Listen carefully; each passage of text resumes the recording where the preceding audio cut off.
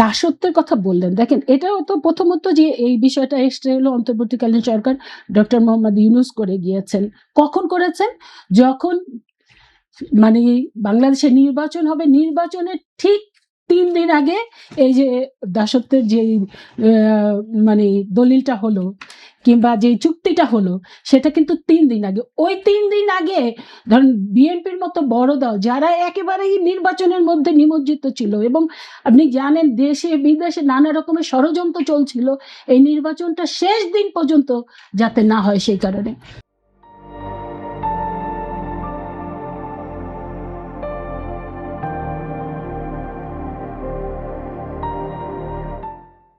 কারণ আমরা সেটা কিন্তু শুনেছি যে ৫ বছর থাকুক অন্তর্বর্তীকালীন ষড়যন্ত্রের অংশ ছিল। তো সেটা আমি বলবো না ষড়যন্ত্রের অংশ ছিল কিনা, তবে এই চুক্তির ব্যাপারে তো আমাদের দেশের মানুষের নানা ধরনের প্রশ্ন আছে। যদিও এই চুক্তি শুধুমাত্র যে বাংলাদেশে হয়েছে তা না, মানে পৃথিবীর বিভিন্ন দেশেই কিন্তু ট্রাম্প প্রশাসন এই চুক্তিটা করেছে।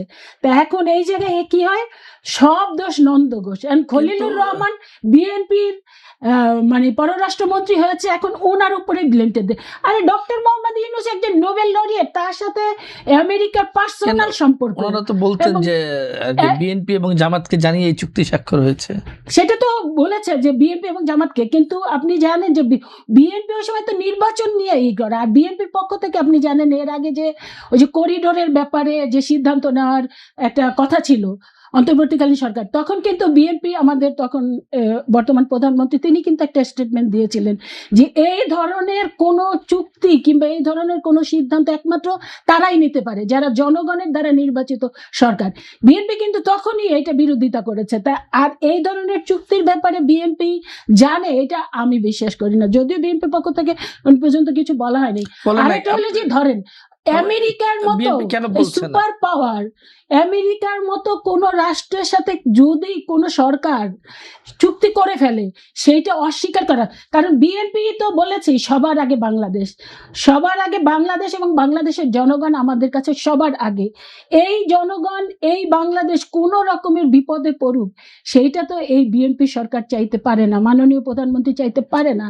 সেই কারণে ধরেন অন্তর্বর্তীকালীন সরকার আমেরিকার সাথে যে চুক্তি করেছে সেই চুক্তি নিয়ে তাদের সাথে পর্যালোচনা হতে পারে, কিন্তু একেবারেই এই মুহূর্তে রিজেক্ট করে দেওয়া এটা আমার মনে হয় যে বিএনপি কেন পৃথিবীর কোনো দেশের পক্ষেই সম্ভব না। সে কারণে আমি মনে করি এটা নিয়ে পর্যালোচনা হয়েছে। আর খলিলুর রহমানের যে বিজয়, খলিলুর রহমান যে অর্জন করেছে, আমরা না ওই যে হয় কি ভালো জিনিসও যখন অ্যাকসেপ্ট করি না তখন এর সাথে সাথে কিন্তু ওই খারাপ জিনিসগুলো মিলিয়ে যায়। ভালো যেটা সেটাকে ভালো বলতে হবে আর খারাপকে নিন্দা জানাতে হবে কিংবা সেটা অ্যাভয়েড করতে হবে, সেটাকে তিরস্কার জানাতে হবে। তো এখন যদি খলিলুর রহমান জাতিসংঘের সাধারণ পরিষদের সভাপতি হয়েছে সেইটাকে আমরা সাধুবাদ জানালে এটা অনেক বেশি গ্রহণযোগ্য হবে।